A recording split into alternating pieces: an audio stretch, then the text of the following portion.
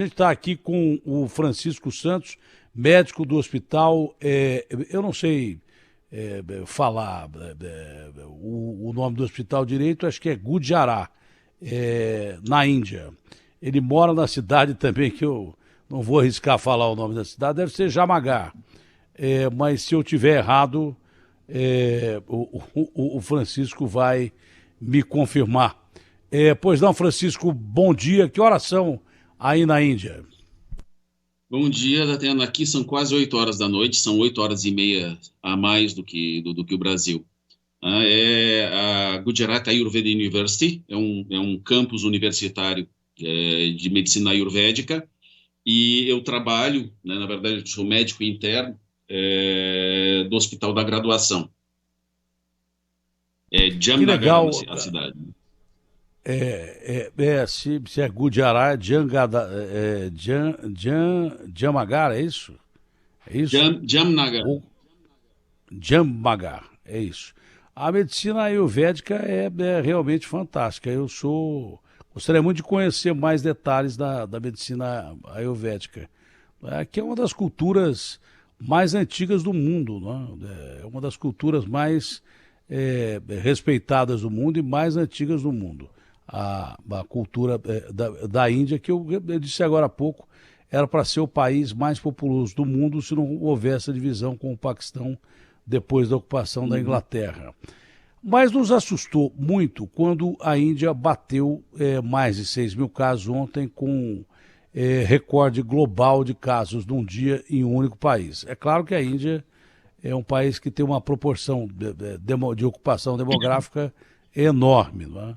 Podia ser maior ainda, mas a que se deve, qual é o principal fator, ou há fatores ligados a esse número que fugiu completamente da curva, hein, Francisco?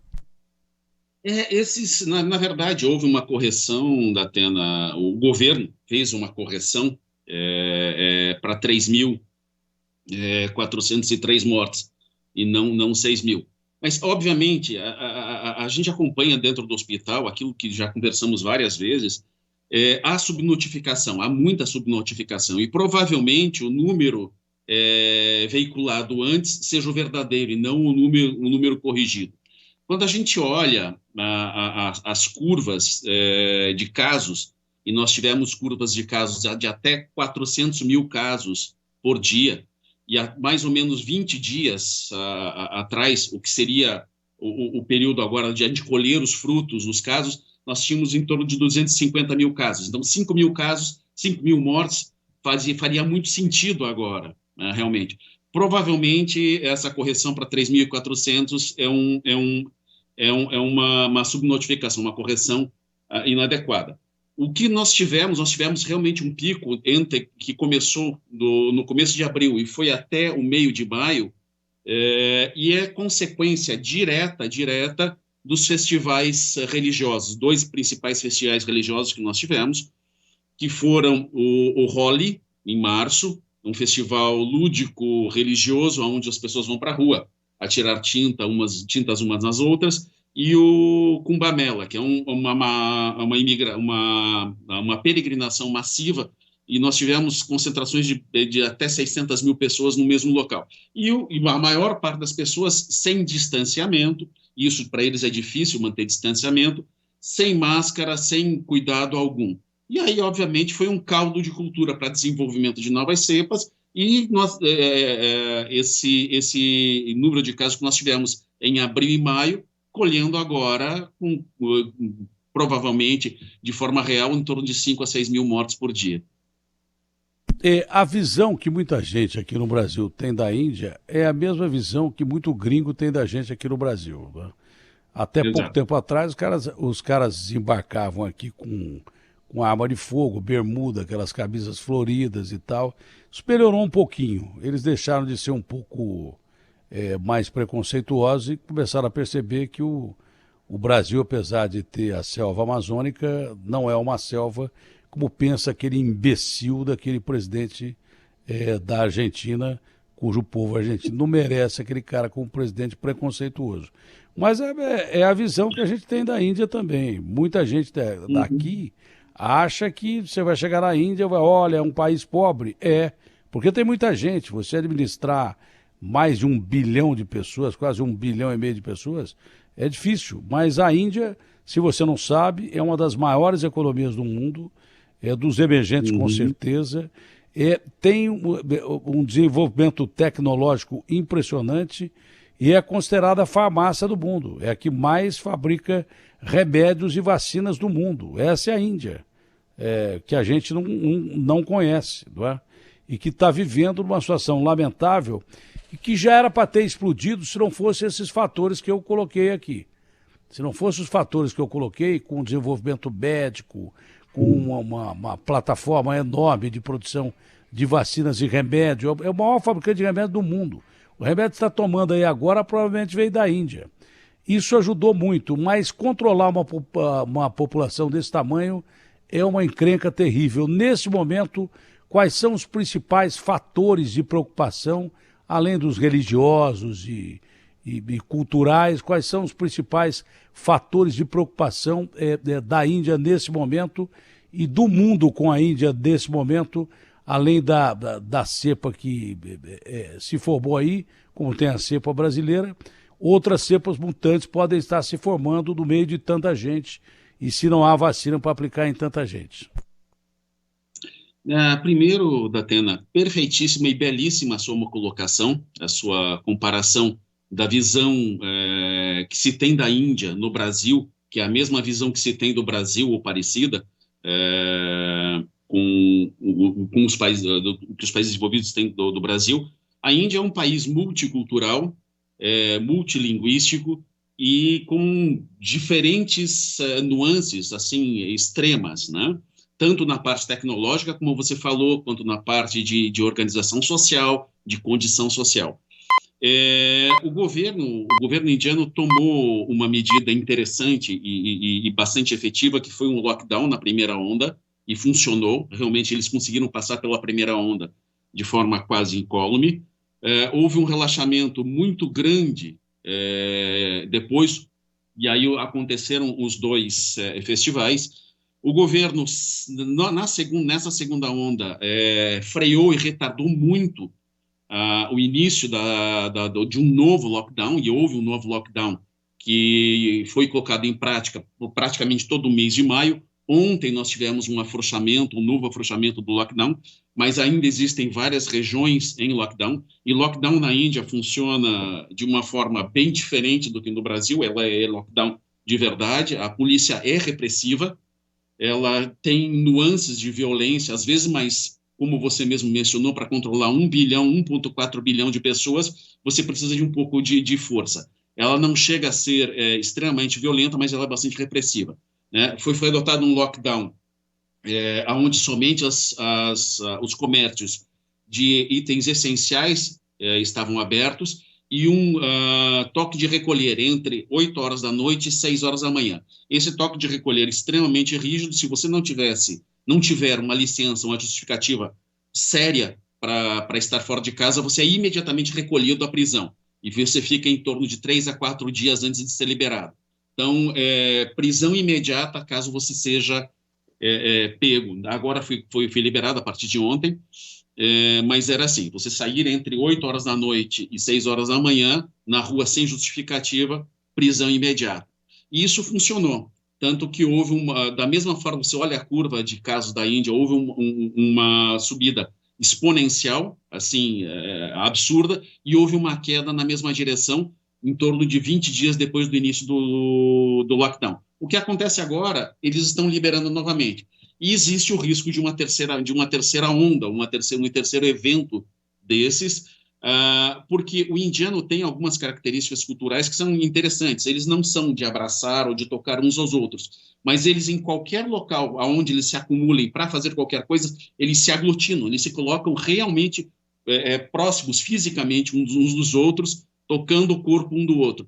E a prática de não usar a máscara. Eles chegam no ambiente fechado, estão de máscara, porque há repressão ou a instrução para que utilizem, mas eles vão falar, eles tiram a máscara, né? Isso acontece no nosso ambulatório, né? Você recebe o paciente com máscara, você começa a falar com ele, daqui a pouco ele tira a máscara na sua frente e continua falando. Você pede gentilmente que ele coloque a máscara novamente, e ele muitas vezes faz que não entende. Então, culturalmente é difícil também você fazer com que eles utilizem. Existe um risco, realmente, um real risco de haver uma terceira onda dentro de algum tempo. A Índia já vacinou 240 milhões, 246 milhões de pessoas com uma dose, mas só 47 milhões com 2 doses. Ou seja, vacinou um Brasil e ainda temos 5 a 6 Brasis para serem vacinados. Isso é completamente insuficiente para se evitar uma nova catástrofe. A gente espera que não. A cidade onde eu moro, a gente não sofre com colapso não sofreu com colapso de sistema de saúde, falta de oxigênio, etc., mas houveram dezenas e dezenas de cidades na Índia que sofreram. O presidente Biden, ao mesmo tempo, que diz que os Estados Unidos são defensores da democracia, que ajudam muito, e de fato ajudam mesmo, não é? E que comprou 500 milhões de doses de vacina da Pfizer, mas ele foi muito transparente, até mais do que eu imaginava, né? Porque não ficou só na benevolência. Ele falou assim, olha, enquanto existir vírus em qualquer lugar do mundo, os Estados Unidos estão ameaçados com qualquer país do mundo. Nós temos a cepa indiana que a gente conhece, mas agora eu fiquei sabendo que tem mais de 17 mil cepas sequenciadas do coronavírus, não é? Agora, em ambientes como a Índia e como o Brasil, essas cepas se tornam mais perigosas porque elas se multiplicam muito mais e em se multiplicando muito mais, até talvez com erro genético, por causa de erro genético na multiplicação, aparece um bicho perigosíssimo que talvez nenhuma vacina seja capaz de combater. Até agora, a cepa indiana, que dizem ser responsável pela contaminação, recontaminação de vários países, inclusive aí mesmo da própria Índia, que chegou já no Brasil, não é? Essa cepa diferenciada é a mais perigosa que tem, ou outras cepas estão sendo sequenciadas aí, e isso deve estar sendo feito a toque de caixa e com a ajuda do mundo inteiro, porque a Índia, com mais de 1 bilhão de habitantes, com 3 Brasis aí, preocupa o mundo inteiro. Há possibilidade do surgimento aí, possibilidade há, mas há alguma coisa que beire isso de uma cepa mutante ainda pior do que a que tem aí? Olha, Datena, na verdade, eu não falaria, isso é opinião pessoal minha, eu não falaria em uma cepa indiana, eu falaria em algumas dezenas de cepas sendo desenvolvidas. Como você mencionou, quanto mais intensa é a cadeia de transmissão, maior a probabilidade de se gerar mutações nos vírus. E aqui, com a contaminação, chegamos a 400 mil casos por dia. É impossível, assim, 400 mil casos oficiais. Com certeza isso é muito, muito maior do que o veiculado. Até porque não há como se controlar quando você vai para comunidades como as favelas de Delhi, por exemplo. Você não tem controle da população. Você não tem controle. A testagem na Índia, a despeito de ser até por milhão de habitantes maior do que o Brasil, um pouco maior do que o Brasil, ainda é incipiente para se ter uma noção exata da quantidade de casos. Eu fui contaminado pretensamente por essa cepa indiana. E ela tem algumas características que são realmente bastante perigosas. No meu caso, e em vários casos que eu vejo em ambulatório, o paciente chega já, muitas vezes, com cianose nos dedos, ou seja, os dedos já arroxeados, por uma saturação de oxigênio muito baixa. Ou seja, eu pego esse paciente quando ele já está com cianose a 70, 75 de concentração, e eu nem interno no meu hospital, eu mando direto para o Hospital de Medicina Moderna, porque dentro da medicina ayurvédica a gente tem muitos recursos, mas eles têm obviamente, limites, como qualquer sistema de medicina, e tem as suas especialidades. Eu, quando fui contaminado, eu tive somente uma pequena irritação na garganta, nada preocupante, mas como a gente faz alguns exercícios de respiração, em respiração profunda, eu sentia um desconforto. Obviamente, acendeu a luz amarela, eu fui para o oxímetro e comecei a monitorar. Já estava com 84 de saturação, né? E sem sintoma nenhum. Esse é o grande risco. O paciente, ou a pessoa normal, não presta atenção na sua respiração, não presta atenção em pequenos detalhes da sua vida, vai correndo a vida. Quando os sintomas vêm com alguma força, já é muitas vezes tarde demais. E aí isso aumenta potencialmente a mortalidade. Por isso, novamente, na minha opinião, e é uma opinião pessoal, não existem dados, não trago dados científicos, de que há subnotificação na mortalidade também, né? Como há em boa parte dos mundos, e aí dos países do mundo, dependendo muito do critério que é utilizado para contabilização. Mas o que é mais grave aí foi o que você disse. Por exemplo, chegou um navio no Maranhão aqui, que ele partiu da China, passou por outros países, com 15 pessoas contaminadas com a cepa indiana. Aí foram fazer uma triagem, 3 deles apresentavam sintomas, um mais grave, trouxeram os 3 para a terra, tá? 2 voltaram e um ficou e foi internado na UTI posteriormente. Só que os outros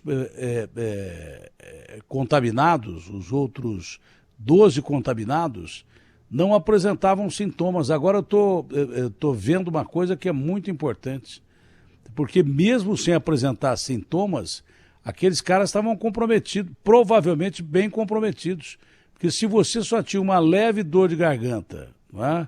E já estava com 84% de saturação, que é muito baixo, significa que o pulmão está sendo atacado e que quando o cara começa a apresentar sintomas, a chance dele sobreviver é muito menor. E o maior risco aí em termos de humanidade, de contaminação, que talvez seja por isso que esse vírus se transmita mais. Porque ele não compromete aparentemente nem a respiração para quem está sem outros sintomas e nem apresenta outros sintomas. E a pessoa vai vivendo a vida dela normal. Porque com 84% de saturação, o cara já devia estar internado imediatamente, quase que na UTI. Mas ele vai passando, ele não tem sintomas, está contaminado, e acho que é por isso que a cepa se dissemina com mais facilidade, porque não apresenta-se como um sintoma de um quadro clínico de contaminação pelo coronavírus. Isso é preocupante pra caramba, porque o bicho ele não quer matar a gente, ele quer sobreviver, e para isso ele se adapta. Para se adaptar, ele tem que se espalhar mais para sobreviver mais. E essa é uma das formas, mesmo com um cara comprometido, com 84% só de respiração, ele não tem nenhum outro sintoma a não ser dor de garganta.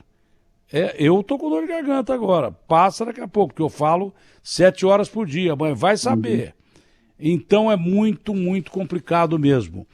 Qual é a sua perspectiva em termos da Índia e do Brasil? Porque o Brasil também não tem notificação correta, porque não tem teste correto. Hoje, proporcionalmente, números diretos, a gente pode dizer que o Brasil é muito mais epicentro da doença do que a Índia, números diretos, oficiais, pelo que você vê. Porque o que tem de mortos aqui é o que tem de mortos na Índia, um pouco mais.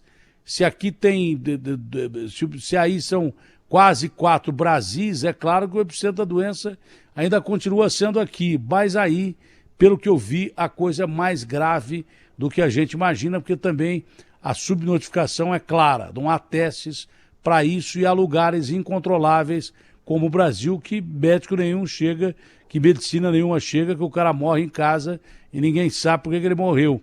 Mas o Brasil e a Índia representam o quê de risco para o mundo e de risco para os próprios países com o controle da doença? Até o risco é imenso, né? Por muito tempo eu estava feliz de estar no Brasil durante a primeira onda. Hoje a minha preocupação é a mesma preocupação do Brasil.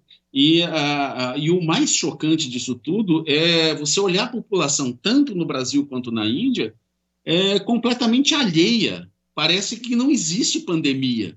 quando você vai para a rua. Basta o governo, e é isso é uma crítica aos nossos dois países, né? Basta o governo dar uma aliviada na propaganda ou incentivar práticas não adequadas e a população vai e vai e vai. Fora aquilo que eu escutei antes um pouco do programa, que eu estava assistindo do programa, da situação de Araraquara, das festas clandestinas, etc. Hoje na Índia não acontecem festas clandestinas, eles não são de festa, mas o governo, assim, parece papo de maluco, né?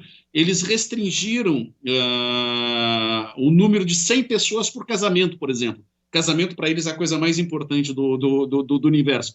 Mesmo assim, 100 pessoas aglomeradas, comendo juntas, se tocando, se esfregando, é um caldo de cultura enorme. Eu saio na rua aqui, numa cidade de 700 mil habitantes, e você encontra ainda, logo depois do lockdown, 30, 40, 50% das pessoas usando máscara. Mas o restante, absolutamente as pessoas com menos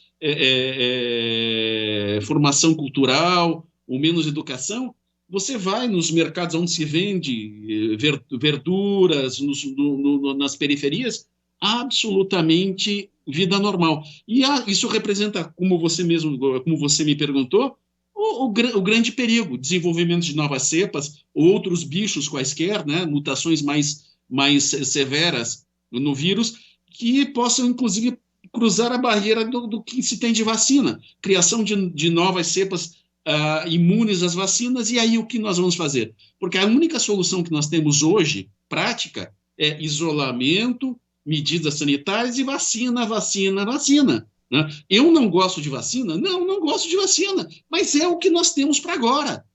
E é uma necessidade sanitária. Não, o pior de tudo dessa conversa aqui é que o bicho ele está se desenvolvendo do habitat que ele precisa se desenvolver. Muita gente e sem controle de vacina, sem a quantidade de vacina necessária. Por outro lado, para se produzir uma vacina é uma dificuldade enorme. Foi um milagre produzirem vacinas em um ano. Demora 14, 15 anos para você desenvolver uma vacina. Algumas você nem descobre. O vírus da AIDS não tem vacina, por exemplo. Enquanto o bicho está se espalhando no meio de bilhões de pessoas, não é? Sem um controle de vacina e do jeito que ele quer, e ele vai mudando, você não tem a mesma proporção de criar novas vacinas ou adaptar as que existem para cepas que estão sendo criadas aí. Então a situação está bem longe de ser controlada. Se não está controlada na Índia nem no Brasil, não está controlada no mundo, com certeza não está controlada no mundo. E mais, né? Essas ideias aí, que nem o Bolsonaro disse ontem, olha, eu por mim não usava mais máscara, se o Queiroga disser não use máscara, eu disse, velho, use máscara, mas mesmo se você tomar 2 doses de vacina ou vacina de uma dose só, continue usando máscara, que essa é a principal barreira. Distanciamento, lavar as mãos e daí por diante. Não está provado Oi? que aquele que tomou vacina não possa transmitir. Mas ele tomou vacina, ele está protegido, ele toma contato com uma nova carga viral, uma nova cepa, ele não desenvolve, mas ele transmite. E no mundo globalizado não existe, como você mencionou, não existe fronteira. Quer dizer, a bomba relógio que é a Índia, a bomba relógio que é o Brasil, é bomba relógio para o mundo. Né? Não vai se restringir a esse país. 1,4 bilhões de pessoas, a pessoa se vacina, está completamente vacinada, ótimo, né? Faz a viagem, se contamina com uma cepa durante a viagem, quando vai comer no avião, ou no seu país de origem, ou no país de destino, quando chega no aeroporto, por mais que faça a quarentena de 7 dias, 14 dias, conforme o país, o risco diminui, mas não está isento. Né? Ou ele passou mal no hospital, teve que no hotel, em quarentena, teve que ser transferido, pronto. Basta 1, 2, 3 e... Olha, um cidadão da Índia que passe, por exemplo, pelo controle sanitário americano, já com 84% de saturação de oxigênio, sem sintoma nenhum, que passe com essa nova cepa por um controle sanitário americano e, de repente, a vacina não funcionar contra essa nova cepa, começa tudo de novo, começa do zero, porque a pandemia começou com um caso no mundo. Seja ele de onde for, de onde vier, da China, mas como foi, se saiu de laboratório, se foi do bicho para o ser humano direto, começou com um caso. Então, um cara desse, que passa por um controle sanitário, estou dizendo Índia, que é o epicentro da doença, ou brasileiro, ou quem quer que seja, com uma cepa diferente que entre dos Estados Unidos, né, que tem aí, óbvio que a sua preocupação humanitária, mas eles estão preocupados com o deles também. Porque se entrar um cara com uma mutação cujas vacinas não funcionam, eles começam do zero, velho. Começa tudo de novo. Então, enquanto o mundo não estiver curado, não haverá nação no mundo que esteja imune a esse vírus, que é o flagelo, seguramente, desse século. E que a gente se prepare para as próximas que vêm aí. Doutor, muito obrigado. Foi muito legal a nossa entrevista aqui. Foi um prazer falar com o senhor, doutor. O prazer foi meu, muito obrigado. Estou à disposição sempre que quiser. Um abraço, Datena, um abraço a todos os espectadores. Você está há quanto tempo aí na Índia? Desde 2015. Já são 6 anos e pouquinho. Provavelmente em 1 ano e meio eu vou retornar ao Brasil, se tudo correr bem. Tá bom. Um abraço grande, esperamos você de braços abertos aqui e se Deus quiser, com a pandemia já controlada. Abraço grande, foi um prazer.